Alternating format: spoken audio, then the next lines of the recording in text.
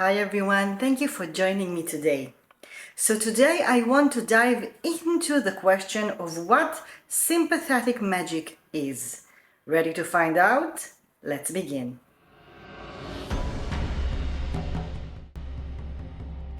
So in my research, the items that I work with are amulets or talismans.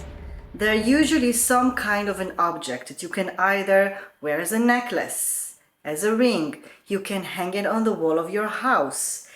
And it contains a form, a shape, some kind of a symbol, a shape that actually becomes meaningful because we have meanings that we connect to that specific symbol, to the shape.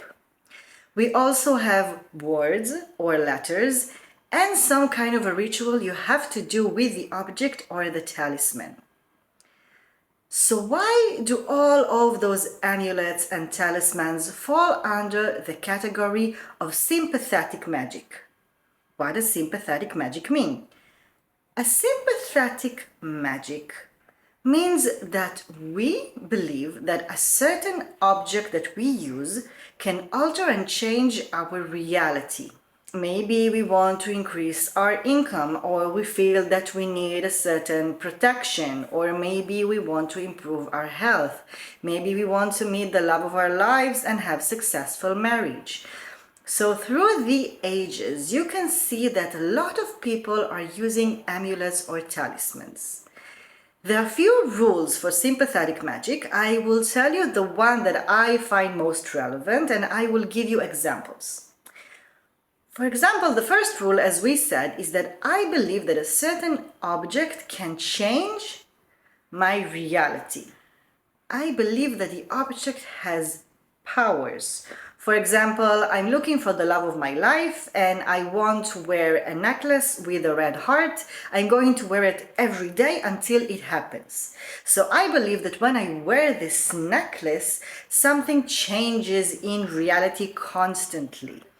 There's some kind of a process happening that will bring the love of my life to me because I wear this necklace. Now, obviously, it's more complicated than it sounds because the object that I'm using should have something in the form, the shape, the symbol, or the words that represent the desired outcome that I want in my reality.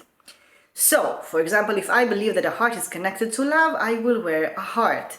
Maybe I want to increase my income. I need more money. I want to improve my finances. So I can wear a necklace or put on the table something that has the drawing of golden coins. Or maybe the word money or resources or funds, or perhaps carve a prayer into it that I believe that is connected to the world of finance. I want to do something that will represent the improvement that I wish to see in my life. So, we believe that the object has powers, and we also believe that the power that it has are connected to the visual representation or the word that I put on the object. Me or someone's making the amulet or the talisman for me. The third thing is that I believe that the object has the power to influence my reality for a long period of time. It doesn't have this one-time effect that I'm using it and then something improves. I believe it will create a change for a long time. For example, if I'm asking to improve my health, then I want my health to be improved for a long period of time, not just for a day. Or if I want to improve my finances, I want the money to keep on flowing for a while. If I'm looking for the love of my life, maybe I want a successful marriage, not just one date. The fourth rule or law is that the object needs some kind of a ritualistic activation in order to start and do what it's supposed to do. I need to activate it. For example, in the old world, if you had an amulet that was supposed to bring love to you and you wanted the love of a specific person, you would say that you want their heart to burn with desire. And then you would take sometimes even an eggshell or a piece of paper that you wrote the name of this person on, and you would burn it because it was some kind of a metaphorical way to do with the object what you wanted to happen in reality. If you want someone's heart to burn with desire every time they think about you, so you will take the object and you will burn it with fire. If you scroll down a few videos to the back, you'll see that I'm talking about the symbol of the serpent or the snake. Now, for many different reasons, today they still represent good health or giving birth and sometimes protection. In Jewish communities, sometimes you find serpents or snakes on amulets that are supposed to protect children or families, people that live inside the house. Sometimes you even see serpents or snakes shedding their skin as a representation of renewal, of good health, of giving birth. Because as we said, in the old world, shedding the skin of the serpent was something that the people experienced as rebirth and renewal. This is why until today it's the symbol of good health. And when you put this serpent shedding its skin on an amulet, which is supposed to protect a child or family, you wish that the family will have good health and you wish good things for them. New achievements, new paths that they can go into, and the fact that no matter what happens, they keep on finding new ways to deal with things in the best way. Obviously, it's also a symbol of protection.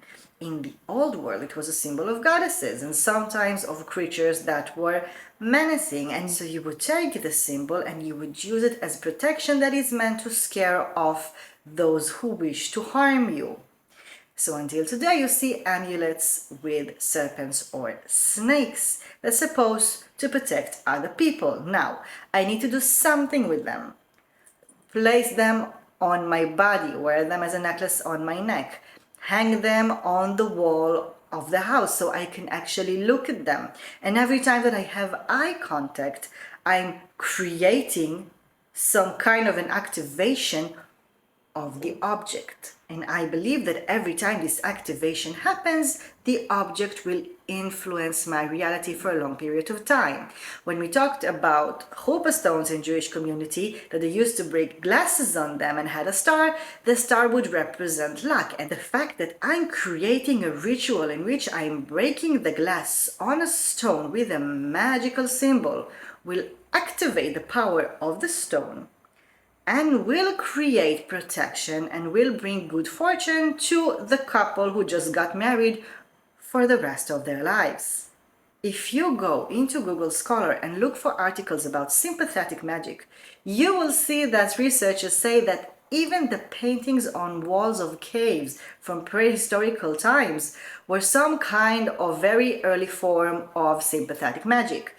For example, in those paintings, you can see the people having a very successful hunt or win a battle or maybe even heal someone. You had to create some kind of a visual representation so what you would want in reality would actually happen. In ancient rituals for goddesses, for example, we talked about Asherah, the fertility goddess of Canaan, or Nikal, that was a fertility goddess in Ugarit. The moon fell in love with her. We see that for both of them, you bring things that you bake, bread, or even cookies or cakes. It was an offering for the goddesses, but it was also something that you ask for them.